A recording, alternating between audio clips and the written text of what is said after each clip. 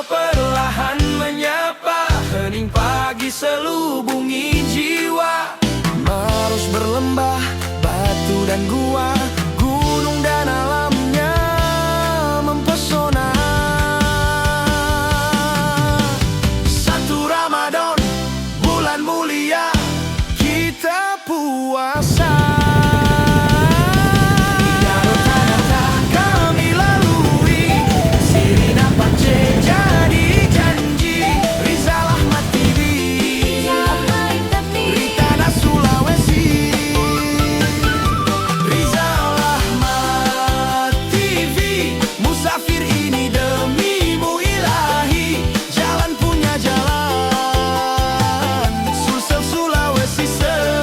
Okey, saya sekarang berada di Ramang-Ramang, iaitu kawasan khas Batu Kapur yang begitu menakjubkan di Kabupaten Maros di Sulawesi Selatan.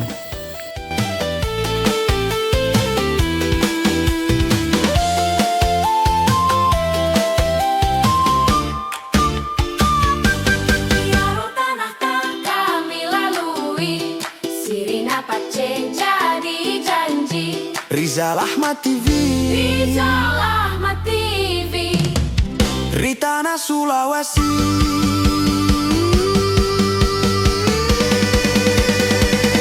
Sulsel, jalan punya jalan. Marhaban ya Ramadan.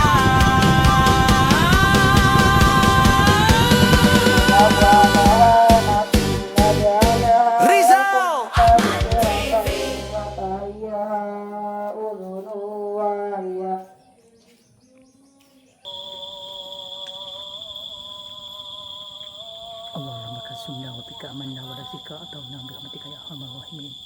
Waktu sekarang telah masuk waktu buka puasa di Ramang-Ramang dan sekarang saya berada dalam bot sementara menunggu kelawar keluar daripada atas. Jadi kita buka puasa dulu. Bismillahirrahmanirrahim.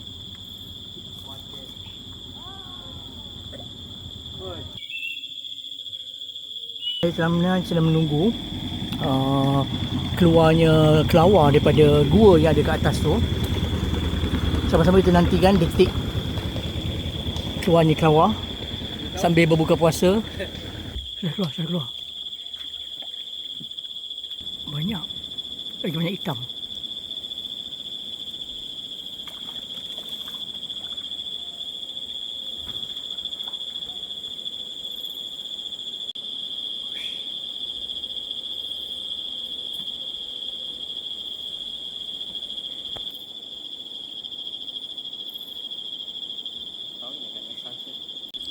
Daripada pukul 6.30 petang tadi, sekarang dah pukul 6.38, masih lagi keluar. Tak putus-putus kelawar ni. Sudah 8 minit jadi berjuta-juta kelawar keluar mencari makanan menjelang senja di Ramang-Ramang.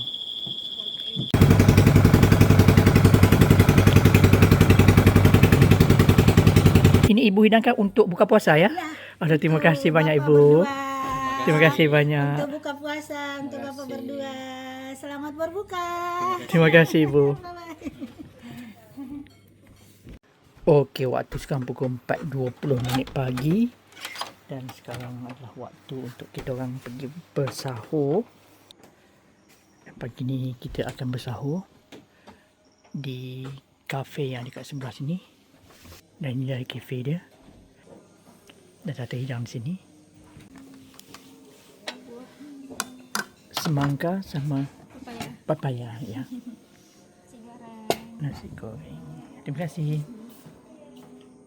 Hari yang kedua Ramadan hari ini saya bersahur di Ramang-Ramang Cafe Eco Lodge, yang mana breakfast patutnya disediakan pada pagi ni tapi saya minta ditukar kepada sahur, dan inilah dia sahur saya pagi ni, iaitu nasi goreng dan juga pancake.